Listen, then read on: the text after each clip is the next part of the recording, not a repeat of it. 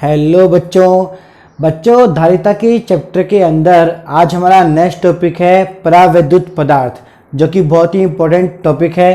ठीक है, ध्यान दीजिए। परावैद्युत पदार्थ,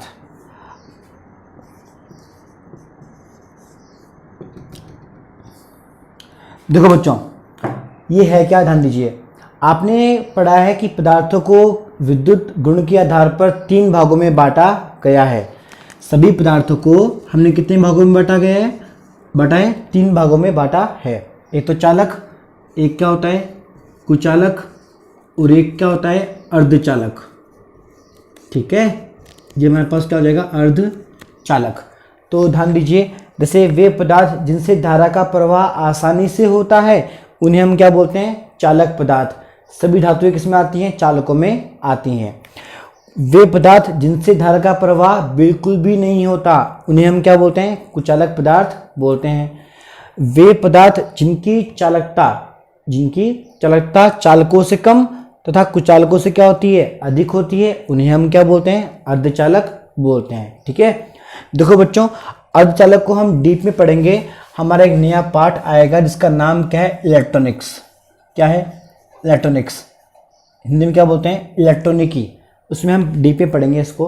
ठीक है, तो ध्यान दीजिए बच्चों, इसके बारे में हमें अध्ययन करना है। मेन बात यह है, हमेशा लाइफ में ध्यान रखो परावैद्युत पदार्थ कुचालक पदार्थ ही होते हैं। क्या होते हैं कुचालक पदार्थ ही होते हैं।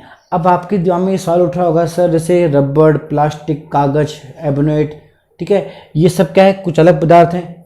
ठीक है, तो इनको हमने परावैद्युत पदार्थ क्यों कहा, ऐसी क्या आवश्यकता पड़ गई कि इन कुचालक पदार्थों को हमें क्या बोलना पड़ा परावैद्युत पदार्थ कहना पड़ा। देखो बच्चों ध्यान देना, कागज, अभ्रक, ठीक है, सूखी लकड़ी, एबोनेट, कुछ कुचालक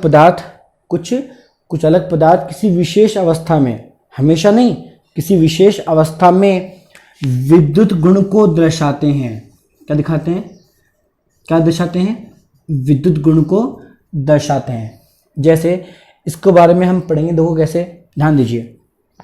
आपको पता है पदार्थ है, पदार्थ बनता किससे है परमाणुओं से। किससे बनता है परमाणुओं से। ठीक है, मान लीजिए मेरे पास 2 धात्विक प्लेटें हैं। ठीक है, जिनमें एक तरफ क्या है धनावेशित प्लेट है, एक तरफ क्या है ऋणावेशित प्लेट है। ये प्लेट P1 पूर्णतः धनावेशित है और ये पूर्णतः प्लेट कैसी है ऋणावेशित है। इनके मध्य प्रबल, यहाँ पे नेगेटिव आएगा, सॉरी, यहाँ पे प्रबल क्या है विद्युत क्षेत्र हमने क्या कर दिया आरोपित कर दिया। अब मान लीजिए मेरे पास अभ्रक का टुकड़ा था या मेरे पास कागज था। ठीक है, विशेष अवस्था में बनाया हुआ, विशेष अवस्था से जुड़ा हुआ होता है। तो मान लीजिए ये मेरे पास पदार्थ हो गया। ठीक है, इसको मैंने भर दिया। ठीक है, अब ध्यान देना, अभी मैं इसको और ठीक करूंगा, पर मैं आपको एग्जांपल देना चाहता हूँ एक बार कि मान लीजिए मेरे पास 2 प्लेटें हैं, पॉजिटिव और नेगेटिव। इनके बीच में मेरे पास परमाणु है, क्योंकि ये पदार्थ बना हुआ किससे है परमाणु से। तो एक बार मान के चलो थोड़ी देर के लिए कि इन दोनों प्लेटों के मध्य पदार्थ ना होकर केवल एक ही परमाणु है। ध्यान दो क्या होगा, ये क्या बन जाएगा नाभिक, और ये मेरे पास क्या हो जाएगा कक्षक। उसमें क्या है इलेक्ट्रॉन है, क्या है इलेक्ट्रॉन। ठीक है, अब ध्यान दीजिए क्या होने वाला है थोड़ी देर बाद। ये जो धनावेशित प्लेट है इसकी तरफ इलेक्ट्रॉन्स क्या होंगे आकर्षित होंगे। क्या होंगे आकर्षित। और जो नाभिक का जो धनावेश है, तो जिसकी वजह से नाभिक ऋणावेशित प्लेट की तरफ क्या होगा आकर्षित होगा। तो बच्चों होता क्या है, जो गोलीय संरचना होती है परमाणुओं की वो थोड़ी सी चेंज हो जाएगी। यहाँ आ जाएगा नाभिक, यहाँ क्या आ जाएगा नाभिक, और इलेक्ट्रॉन्स किस तरफ आ जाएंगे धनावेशित प्लेट की तरफ आ जाएंगे। ठीक है, और यहाँ मेरे पास क्या आ जाएगा ऋणावेशित प्लेट मेरे पास यहाँ पे है ही। तो देखिए बच्चों हुआ क्या, हमने थ्योरी में क्या मान रखा है, ध्यान दीजिए। ये जो इलेक्ट्रॉन्स का जो इकट्ठा हो रहा है, ये जो एरिया है जहाँ पे इकट्ठे हो चुके हैं इलेक्ट्रॉन, इसको एक सामान्य संकेत के रूप में हम दिखाते हैं ऋणावेशित चिन्ह द्वारा। किसके द्वारा ऋणावेशित चिन्ह के द्वारा। और जो नाभिक है इसको हम दिखाते हैं कैसे प्लस के द्वारा, प्लस चिन्ह के द्वारा। और ये आकृति अब ये गोलाकार आकृति नहीं है, ये अंडाकार आकृति से भी क्या हो गई है अंडाकार आकृति के रूप में क्या हो गई है बदल गई है। ठीक है, तो देखिए जो मैं कहना चाह रहा हूँ ध्यान दीजिए, पहले परमाणु क्या था गोलीय संरचना में था, फिर धीरे धीरे क्या हुआ, विस्थापित हुआ। नाभिक अपने केंद्र भाग से क्या हुआ, विस्थापित हुआ। इलेक्ट्रॉन्स कक्षक से किस तरफ आकर्षित हुए, धनावेशित प्लेट की तरफ आकर्षित हुए। तो संरचना कैसी बन गई, ऐसी बन गई। इसको हमने दर्शाया है फिर इसके अंदर किस रूप में, इस रूप में, जहाँ नेगेटिव क्या शो करेगा कि यहाँ पे इकट्ठे हो रहे हैं बहुत सारे इलेक्ट्रॉन्स आकर्षण बल की वजह से, और नाभिक किस तरफ जाएगा, नेगेटिव प्लेट की तरफ। तो देखो बच्चों होता क्या है, इस पदार्थ में जितने भी परमाणु होते हैं, जितने भी क्या होते हैं परमाणु, ध्यान दो क्या होता है। जैसे ये मान लीजिए मेरे पास पॉजिटिव प्लेट है और ये मेरे पास क्या है, थोड़ा सीधा कर देता हूँ, ये मान लीजिए मेरे पास थोड़ी सी क्या है नेगेटिव चार्ज आ गया यहाँ पे, ठीक है। अब देखिए, अब जो ये जो पदार्थ भरा हुआ है बच्चों आपने, इसमें ध्यान दो क्या होगा, इसमें जितने भी परमाणु होंगे, जितने भी परमाणु होंगे उन सभी में क्या होगा, इलेक्ट्रॉन किस तरफ आएंगे, धनावेशित प्लेट की तरफ। कहाँ आएंगे, धनावेशित प्लेट की तरफ। और नाभिक का भाग कहाँ जाएगा, दूर चला जाएगा प्रतिकर्षण बल की वजह से। नाभिक कहाँ जाएगा, इस तरफ आ जाएगा। इसको मैंने बनाया किस रूप में, इस रूप में, ठीक है। तो बच्चों ध्यान देना, हमेशा लाइफ में कभी भूल मत जाना, ये जो हम आकृति बनाते हैं ये परमाणुओं की आकृति होती है, ठीक है, जो कि बदल जाती है, ठीक है। आगे देखिए, इस तरफ ऋणावेश है तो इस तरफ सभी परमाणुओं के जो नाभिक होंगे वो किस तरफ आने का प्रयास करेंगे, इस तरफ आने का प्रयास करेंगे। और इनके इलेक्ट्रॉन जो होंगे वो किधर जाने की कोशिश करेंगे, इस तरफ। मतलब ऐसे हमने माने हैं, हमने इसमें बहुत सारे क्या होते हैं परमाणु होते हैं जिनकी श्रृंखला ऐसी हो जाती है, एक सीधी रेखा के रूप में क्या होते हैं, इकट्ठे हो जाते हैं। जैसे स्कूलों में क्या होती है, प्रेयर होती है, प्रेयर, उसमें बच्चे लाइन से खड़े होते हैं, तो सेम ऐसे कंसेप्ट होता है, ठीक है। अब देखो बच्चों हुआ क्या, ध्यान देना, ये प्लेट धनावेशित है और ये प्लेट कैसी है, ऋणावेशित है। तो प्लस से माइनस की ओर आप पढ़ चुके हो, विद्युत क्षेत्र की तीव्रता होगी, क्या होगी, विद्युत क्षेत्र की तीव्रता, ठीक है। पर देखो बच्चों हुआ क्या, ये जो पदार्थ है इसमें धनायन एक तरफ आ गया, ऋणायन एक तरफ आ गया, आया नहीं आया, ठीक है, ध्यान दीजिए। तो देखो ये धनायन और ये ऋणायन बहुत पास पास में है, बहुत ज़्यादा पास में होंगे भाई, ये भी धनायन ऋणायन देखो दिख रहे हैं, इनकी दूरी बहुत ज़्यादा कम होगी, नहीं होगी। तो हमने क्या माना है फिर इसके अंदर कि ये दोनों ही आवेश एक दूसरे के प्रभाव को क्या कर देंगे, कैंसिल आउट कर देंगे, निरस्त कर देंगे, ये दोनों आवेश जो एकदम पास पास है, ठीक है। तो देखो हुआ क्या, ध्यान दीजिए। अब इस पूरे पदार्थ की बाउंड्री मतलब पृष्ठ पे देखिए, एक तरफ ऋणावेश बचा है, एक तरफ क्या बचा है, धनावेश बचा है, जिसके वजह से पदार्थ के अंदर खुद का एक विद्युत क्षेत्र क्या हो गया, उत्पन्न हो गया, जिसकी दिशा कैसे होगी, प्लस से माइनस की ओर होगी। किसकी होगी, प्लस से माइनस की ओर। इसको बच्चों बोलते हैं EM। क्या बोलते हैं, EM। M का मतलब क्या होता है, मेटेरियल, मीडियम, ठीक है। ध्यान दीजिए, जहाँ पे जो E है वो तो क्या है, आरोपित विद्युत क्षेत्र की तीव्रता, आरोपित विद्युत क्षेत्र की तीव्रता, ठीक है। और जो EM होता है, क्या होता है, EM, ये पदार्थ में है जो कि प्रेरित हुआ है, बना है किसकी वजह से, इस E के वजह से। तो इसका नाम क्या होता है, प्रेरित विद्युत क्षेत्र की तीव्रता, प्रेरित विद्युत क्षेत्र की तीव्रता, किसमें, माध्यम में या फिर पदार्थ में, ध्यान देगा। इसलिए यहाँ पे क्या आता है, EM आता है। तो देखो बच्चों ध्यान देना, ये जो पदार्थ है ये कुछ भी हो सकता है, ये रबड़, ठीक है, रबड़, एबोनाइट, कांच, अभ्रक, कुछ भी हो सकता है। लेकिन ये इस पदार्थ ने क्या दिखाया, विद्युत गुण दिखाया, क्योंकि एक तरफ धनावेश आ गया, एक तरफ क्या आ गया, ऋणावेश आ गया। तो वे पदार्थ, वे कुचालक पदार्थ जो कि आरोपित विद्युत क्षेत्र की उपस्थिति में, आरोपित विद्युत क्षेत्र की उपस्थिति में विद्युत गुण को दर्शाते हैं, विद्युत गुण को दर्शाते हैं, उन्हें हम क्या बोलते हैं, पराविद्युत पदार्थ कहते हैं, ठीक है बच्चों। हमेशा लाइफ में, दोबारा मैं कह रहा हूँ भूल मत जाना, ऐसे सभी पदार्थ ये गुण दर्शाते नहीं हैं। और लकड़ी, सूखी लकड़ी, अभ्रक, ये भी विशेष अवस्था में ही ये प्रभाव क्या करते हैं, दर्शाते हैं। इसका अध्ययन आप करोगे कॉलेज लेवल पे, कॉलेज लेवल में आप जब आप जाओगे तब करोगे। अभी आप फिलहाल आपको ये मानना पड़ता है कि कुछ पदार्थ ऐसे होते हैं जिनमें आवेश क्या होता है, प्रेरित हो जाता है, ध्यान रहेगा, ठीक है। अब देखिए, तो मैं बच्चों भूल मत जाना, इसको थोड़ा सा रफ में आप साइड में करना। ये छोटी सी मैंने बताई है बात कि परमाणु की आकृति कैसी हो जाती है, ऐसी हो जाती है। और इसको हम दिखाते हैं कहाँ पे, पदार्थ के रूप में, क्योंकि पदार्थ में बहुत सारे परमाणु होते हैं तो यहाँ मैंने बहुत सारे क्या बनाए थे, परमाणु बनाए थे। ठीक है, अब देखिए, अब बच्चों इसमें देखो परिभाषा आएंगी कुछ। ठीक है, एक तो परिभाषा मैंने आपको बता दी, कौन सी, प्रावैद्युत पदार्थों की, ध्यान रहेगा। ठीक है, अब देखो पॉइंट नंबर बी, दूसरा पॉइंट क्या है, ध्यान दो बच्चों। एक वो होती है, घटना होती है जिसे हम क्या बोलते हैं, ध्रुवण बोलते हैं। क्या बोलते हैं, ध्रुवण। संकेत क्या होता है इसका, बड़ा वाला पी। क्या होता है, बड़ा वाला पी। बड़ा वाला पी को हम क्या बोलते हैं, ध्यान देना, पोलराइजेशन। इंग्लिश में क्या बोलते हैं, पोलराइजेशन। अब ये है क्या, ध्यान दीजिए भाई, ये पदार्थ था, उदासीन था पहले, अभी भी उदासीन ही है, क्योंकि एक तरफ ऋणावेश है और जितना ऋणावेश एक तरफ है उतना धनावेश उस तरफ क्या हो गया, प्रेरित हो गया है। ठीक है, तो देखिए उदासीन तो अभी भी है और पहले भी था। ठीक है, लेकिन इसमें क्या हुआ, धनावेश जो है, जो नाभिक है वो विस्थापित कर गया। मतलब पहले नाभिक कहाँ था, केंद्र भाग में था, अब वो विस्थापित होकर कहाँ चला गया, थोड़ा सा साइड में चला गया। और ऋणावेश कहाँ गए, इलेक्ट्रॉन किस तरफ आ गए, एक तरफ आ गए। तो बच्चों यह घटना जो होती है इसे हम क्या बोलते हैं, ध्रुवण कहते हैं। क्या बोलते हैं, ध्रुवण।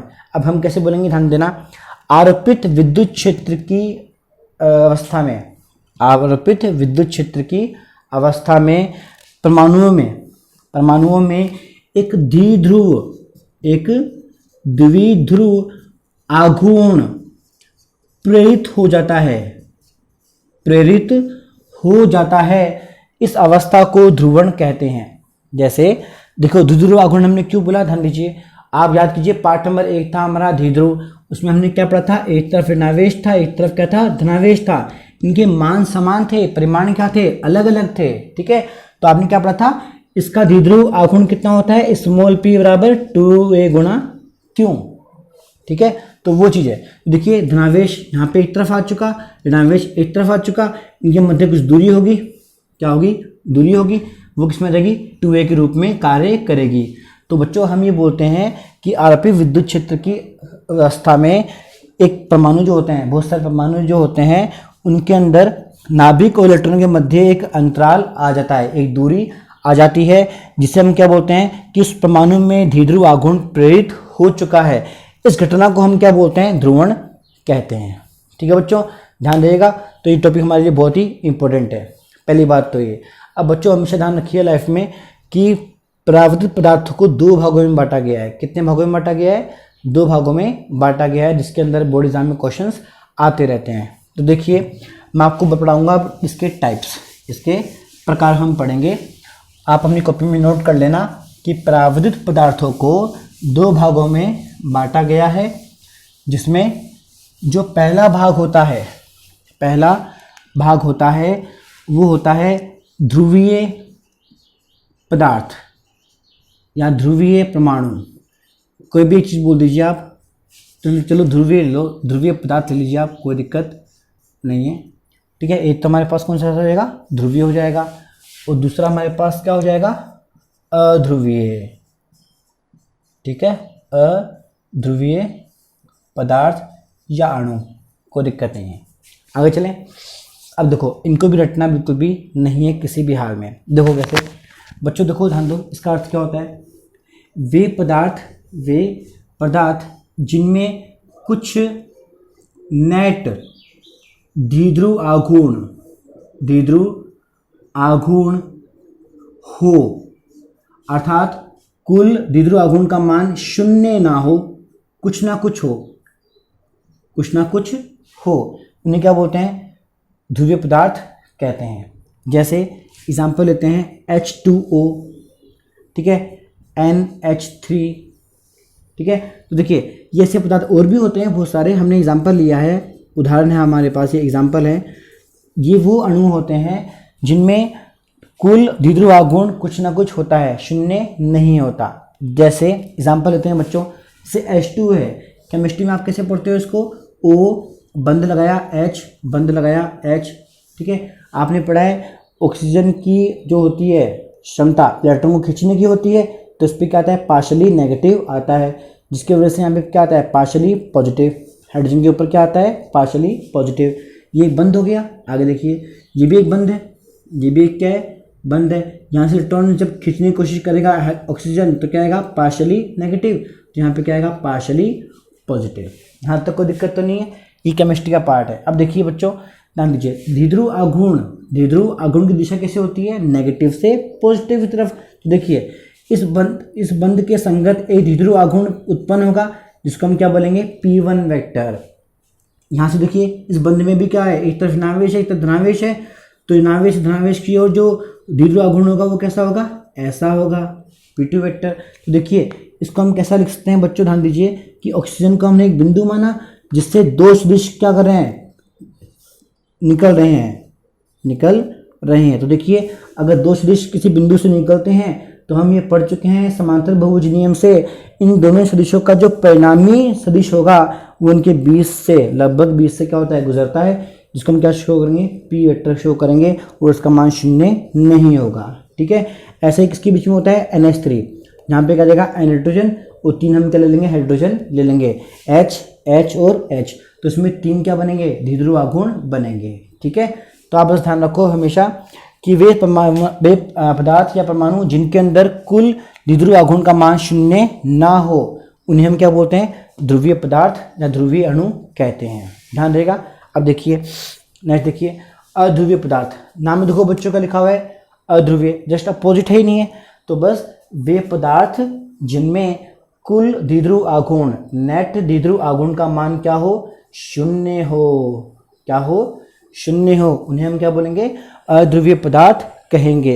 एग्जाम्पल लेते हैं अपन, जैसे एग्जाम्पल लो आपसे बेस्ट रहेगा H2, N2, CO2, ये सभी कैसे हैं, अध्रुवीय होते हैं। कैसे होते हैं, ध्यान दीजिए, H2 को हम कैसे लिखेंगे केमिस्ट्री के मुताबिक, H', CO2 कैसा होता है, C, 2 बंध इधर और 2 बंध इधर होता है। अब ध्यान दीजिए हाइड्रोजन पे क्या आएगा, plus partial positive, partially positive. तो देखिए इस बंध में कोई ऋणावेश तो हुआ ही नहीं ना, तो जब तक ऋणावेश नहीं होगा तब तक द्विध्रुव आघूर्ण उत्पन्न नहीं होगा, तो H2 अणु में कोई द्विध्रुव आघूर्ण उत्पन्न नहीं हो पाता।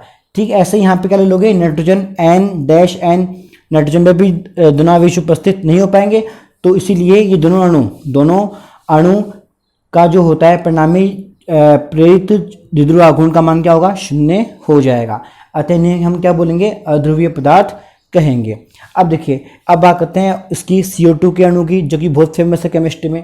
ध्यान दीजिए अगेन ये ऑक्सीजन है, ये बंध को खींचेगा तो क्या आएगा, पार्शली नेगेटिव, तो यहाँ पे क्या आएगा, पार्शली पॉजिटिव। यहाँ से बंध को कौन खींचेगा, इलेक्ट्रॉन को खींचेगा कौन, ऑक्सीजन खींचेगा, तो क्या आएगा, पार्शली नेगेटिव। यहाँ पे क्या आएगा, पार्शली पॉजिटिव। तो देखिए 2 बंध इस तरफ है, 2 बंध इस तरफ है, एकदम विपरीत दिशा में है ऐसे। ठीक है, पहली बात तो ये। दूसरी बात ध्यान दीजिए, ऋणावेश से धनावेश की तरफ कौन होता है, द्विध्रुव आघूर्ण, तो मतलब इस बंध में जो द्विध्रुव आघूर्ण होगा वो किस तरफ होगा, इस तरफ होगा, तो P1 वेक्टर। यहाँ पर देखो ऋणावेश धनावेश है, इधर भी क्या उत्पन्न होगा, प्रेरित द्विध्रुव आघूर्ण, ये भी कैसा होगा, P1 वेक्टर। क्यों होंगे, दोनों के मान बराबर क्यों होंगे, क्योंकि बंध की लंबाइयाँ क्या होती है, बराबर होती हैं, तो दिशा क्या हो जाएगी, एक दूसरे को क्या कर देगी, कैंसिल आउट कर देगी, तो इसमें परिणामी द्विध्रुव आघूर्ण का मान क्या हो जाएगा, 0 हो जाएगा। ठीक है बच्चों, तो बच्चों आज हमने पढ़ा कि परावर्तित पदार्थ क्या होते हैं और इनके प्रकारों का हमने क्या पढ़ा, थ्योरी पार्ट हमने पढ़ लिया। ठीक है, नेक्स्ट वीडियो में बच्चों हम ये पढ़ेंगे संधारित्र जो होता है उसका सिद्धांत क्या होता है और उसके अंदर इन पदार्थों को रखने से, इन पदार्थों को भरने से उसकी धारिता का प्रभाव किस प्रकार से बढ़ता है। ठीक है, ये हम पढ़ेंगे बाद में। ठीक है बच्चों, तो मिलते हैं नेक्स्ट वीडियो में। आपको कोई दिक्कत आए तो मेरे व्हाट्सएप नंबर पे आप मुझसे प्रॉब्लम अपनी शेयर कर सकते हैं। ठीक है।